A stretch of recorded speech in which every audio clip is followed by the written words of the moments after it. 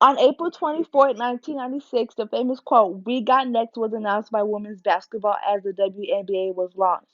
For those of you who didn't know, the WNBA stands for Women's National Basketball Association. It was created by the National Basketball Association's board members as a branch of the league and was set to start in June of 1997.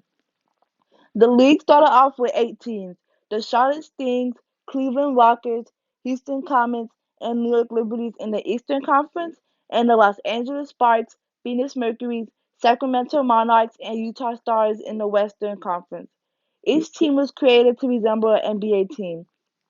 The first game was played on June 21st, 1997, with the New York Liberties taking on the Los Angeles Sparks as a crowd of 14,284 people watched.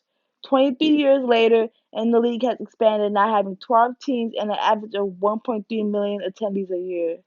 With that growth comes a lot of heat and controversy. The WNBA is constantly being compared to the NBA, and one of the biggest controversy topics being spoken on is the wage gap.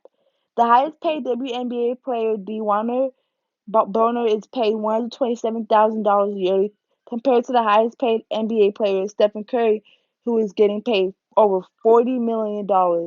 A WNBA player, Asia Wilson, who earned $52,564 her rookie year, spoke out by tweeting, I quote, "154 million must be nice. We over here looking for an M, but Lord, let me get in my lane." End quote. Responding to LeBron James' $154 million contract. You're probably wondering, why is there such a wage gap? Well, the reason is the WNBA just isn't bringing in close to as much revenue as the NBA. Many people think a solution to that would be lowering the rims to 9 feet because dunking attracts an audience. But with lowering the rims, that affects a player's shooting skills. Some also think a solution to bringing in a bigger audience would be giving the league some time. After all, the WNBA has been around for 24 years, while the NBA has been around for 73 years. And in those 24 years, the league has had such a strong impact on kids and women. It has shown young girls that women are capable of so much more, giving young girls a goal to reach for. Many WNBA players will ask, how has the league evolved over the years? And here's what they had to say.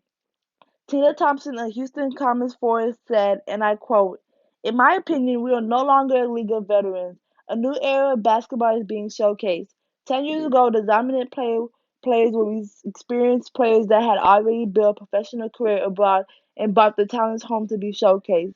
This is a true representation of how the game has evolved. The competition is getting bigger and better every day, and the versatility and athleticism is getting better. All of this is on display in the world's most successful professional league, the WNBA. What more could you ask for than women's basketball at its best?" End quote.